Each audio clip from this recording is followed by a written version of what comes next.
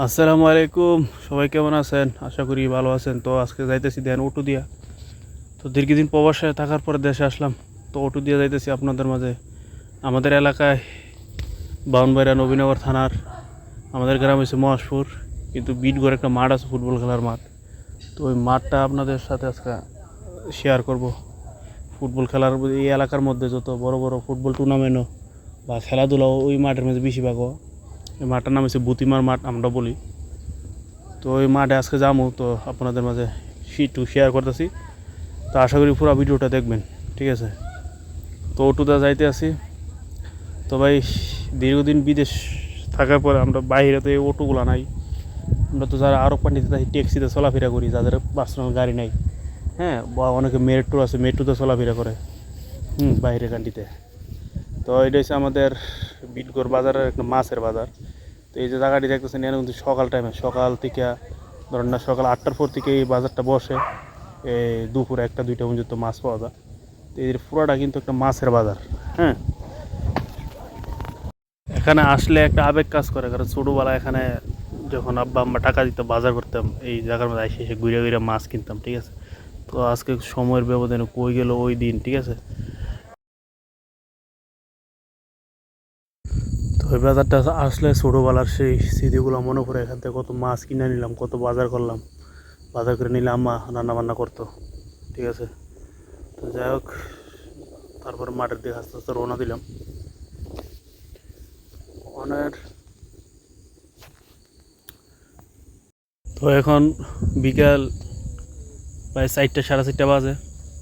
তো এই যে রাস্তাগুলো দেখতেছেন, এখান তো ছোটোবেলার অনেক স্মৃতি রয়ে গেছে, যখন হাই স্কুল লাইফে, ঠিক আছে?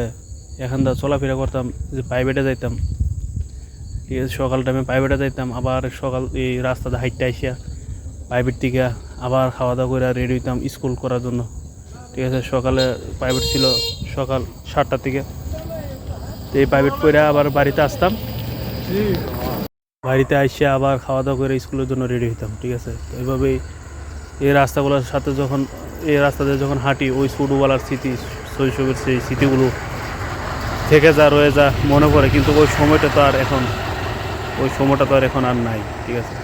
তো যা ক্লাস পর্যন্ত ওই মাঠে এসে বললাম, এই যে মাঠ, এই মাঠে অনেক খেলাধুলা দেখছি যে সময় শৈশবে স্টুডেন্ট ছিলাম, ঠিক আছে?